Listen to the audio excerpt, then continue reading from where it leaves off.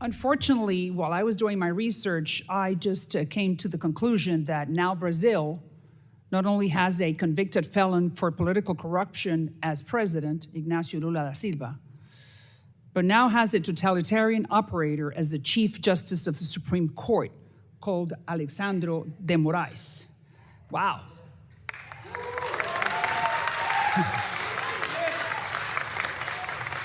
Thank you. I mean, there's nothing to celebrate. Poor Brazilians, they deserve a lot better. The most important country, saying it, finally. The most important country in the, economically speaking, or the largest economy in the Western Hemisphere, I mean, South America, I should say, to be more precise, deserves better. So, having said this, Elon Musk, the owner of Twitter, has become a target to the highest court because he shoots back. And that's the way you do it in a democracy. Really, we do not know if the Supreme Justice, Mr. de Moraes, is a socialist, or he's a useful fool, or he's a useful idiot for the socialists. But we do know that he is curtailing the most fundamental right that any democracy, including the Brazilians, have, which is free speech. And I really do not understand why.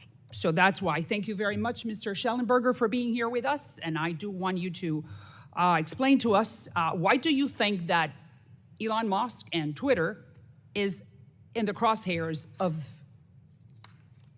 this gentleman? I think the short answer is that X and Mr. Musk just grew fed up with all the illegitimate, unconstitutional, and illegal requests for censorship. It's such a radical demand. In one case, we know that G. Moraes was demanding that X deplatform a sitting member of Congress for content that he had posted on different social media platforms. This is completely absurd and outrageous.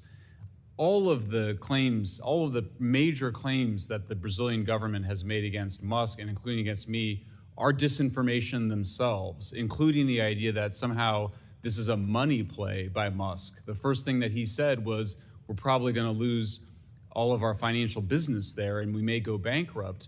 Well, a few days later, the Brazilian government halted all advertising on X. In fact, when I was in Brazil, I was still seeing Brazilian government. So for what you're telling me, I understand that then the president of the country and the Chief Justice are in cahoots. Is that what you're telling me? That's what it appears to be the case. Do we have any proof of that? Well, we do know that, yes, we saw media reports while this controversy was going on that G. Moraes had been meeting with Lula and his advisors and coordinating some sort of a response. But G. Moraes was there before Lula was elected once again? Yes. So do you know if they had a previous relationship as friends in previous governments? I mean, what is known about his motives? Who does he work for? Well, the latter question is a very interesting question, but we definitely know that they reconciled their relationship once Lula was elected president and came to power. Reconciled? Why? They had some arguments before. Yes, and that reconciled, and and then we saw in response to Elon Musk's standing up for free speech in Brazil, we saw G. Moraes go to Lula and spend time with Lula and his advisors, making the case that they needed to continue to fight for more censorship. And why do you think that Twitter in particular has caused such an irritation? I just think it's because Musk has got enough resources to be able to stand up to the Brazilian government. It's not easy and I don't think other platform CEOs, besides Rumble and X, have shown the courage. I mean, I think we're not naming the names here, but Google, Meta, Facebook, Instagram, these platforms are allowing the censorship to continue. And I commend Elon Musk for doing that.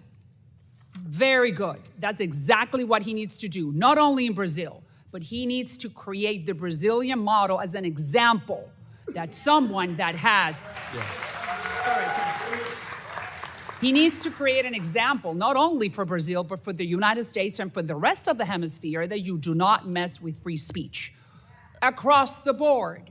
It does not matter what you're saying, you have the right to say it as long as it does not bring violence, period. So there are two facts here that I think could shed some light on who Mr. de Moraes is, and these are facts. Number one, he gave the order to take down a post that said that Lula da Silva supports Daniel Ortega, the dictator of Nicaragua. Well, yes, it's true. So why can the Brazilians not know that? So Mr. de Moraes ordered to bring it down. Number two, he gave 1 hour to the company, to Twitter, to take down posts by conservative politicians, or they would be fined $30,000. So 1 hour, what about if you read the email 30 minutes into it? So you only had 30 minutes to bring it to, take it down, or be fined $30,000. And those two politicians are here, Carla Zambelli and Marcel Van Hatten. Is that true? Yes. If I can step in here, we at Rumble have also received these requests, multiple, 9 in total. Our decision was to immediately leave Brazil upon these requests and no longer do business in Brazil based on protecting human rights of free speech. These requests— That's exactly what they want you to do, leave, which is what Musk is not doing, staying. I would say that actually the best move is for all of us is to protest and turn off the platforms and not comply with their orders. Rumble did not comply with Moraes' orders. And at this point right now, the other platforms are still in compliance with the orders. Those accounts are banned on those other platforms. On Rumble, we did not ban those accounts. We left the country under the principle of free expression and protecting the human right of free expression.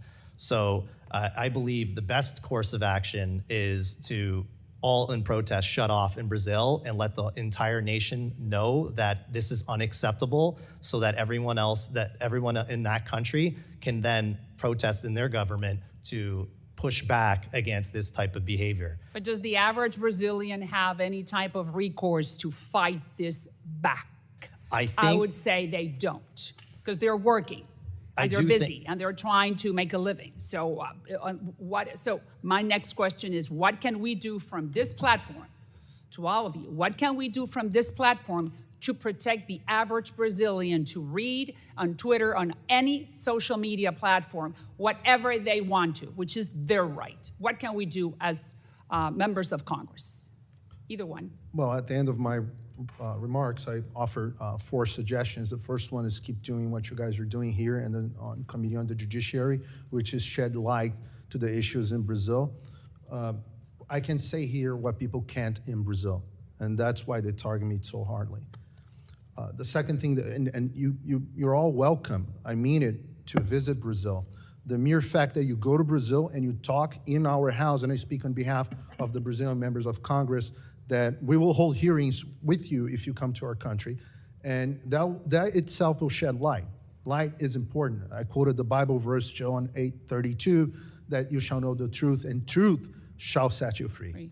The second is that you have immense power in oversight the executive branch, and the Biden administration has been a force for censorship. They enabled Moraes, and they have been enabling Moraes since the beginning. Not only them, but deep state agents as well, have FBI agents meeting TSC technicians. But has the Biden administration picked up the phone and reached out to the Chief Justice and explained their disgust for what is happening? I think they support what's happening. They support what's happened. They did. They actually sent the CIA director. They sent Jake Sullivan as well. They sent the Pentagon chiefs to Brazil in order to threaten Brazilian public officials, military leaders, to not challenge Moraes. That's what he's referring when he says, "Well, a coup didn't happen." It's not, no one ever thought of a coup. It's a complete lie. A coup was Biden administration is interfering.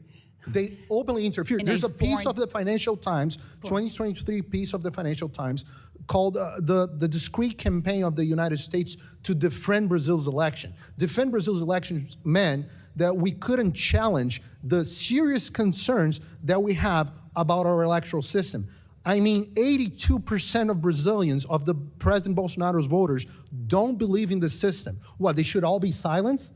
I should ask him, because 82% of the election of Bolsonaro, 37% of the country should be silenced because they have concerns about a public service, because the Supreme Court decided that we cannot criticize an electoral system. The United These States are public has no officials. business in interfering in elections in any other country. Well, We they're have doing enough it in problems Brazil. with ours. They done in Brazil. Thank you very much for that information, and I'm sure that Chairman Smith, we will take some action. Thank you for your info.